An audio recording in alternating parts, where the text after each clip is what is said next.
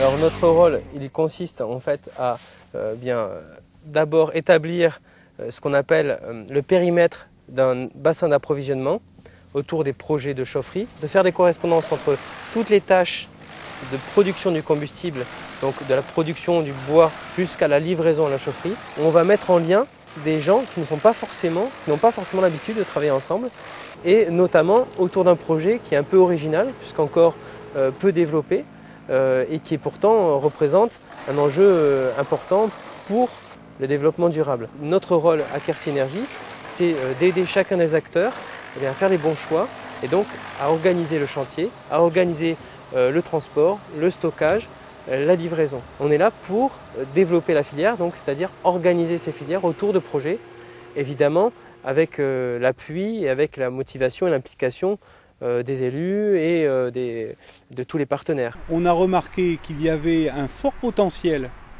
de production de bois et un fort besoin de dynamisation de cette gestion forestière sous-exploitée. Les piquets qui se faisaient à partir du châtaignier il y a 40 ans, eh bien, ne se faisaient plus, les taillis étaient vieillissants. Et pour la survie de ces peuplements, pour la valorisation de tout ce qui était sur pied, eh bien, il y avait besoin de développement important. Sur le pays Midi-Quercy, il y a une volonté de développer cette filière. Il y a déjà certains particuliers et des agriculteurs qui sont équipés avec des chaudières bois. On compte également un projet sur une collectivité, c'est la collectivité de Caylus. Ça reste des petits projets en termes de consommation et de puissance. Et il y a une grosse unité qui est en construction. C'est un réseau de chaleur au niveau de la ville de Nègrepelisse.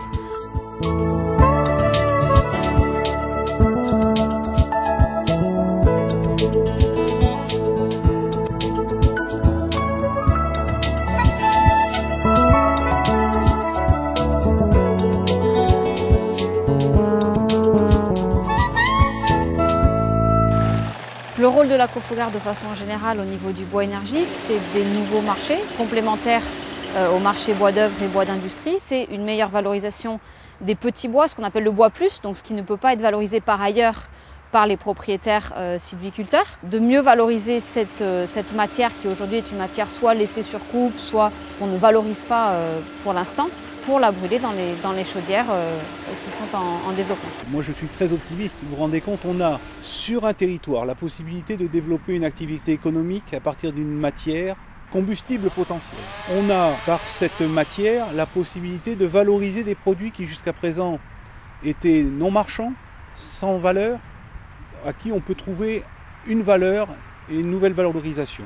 Et enfin, à chaque tonne de bois qu'on brûlera dans une chaudière, ça sera autant d'énergie fossile qu'on économisera par ce biais dans la consommation énergétique.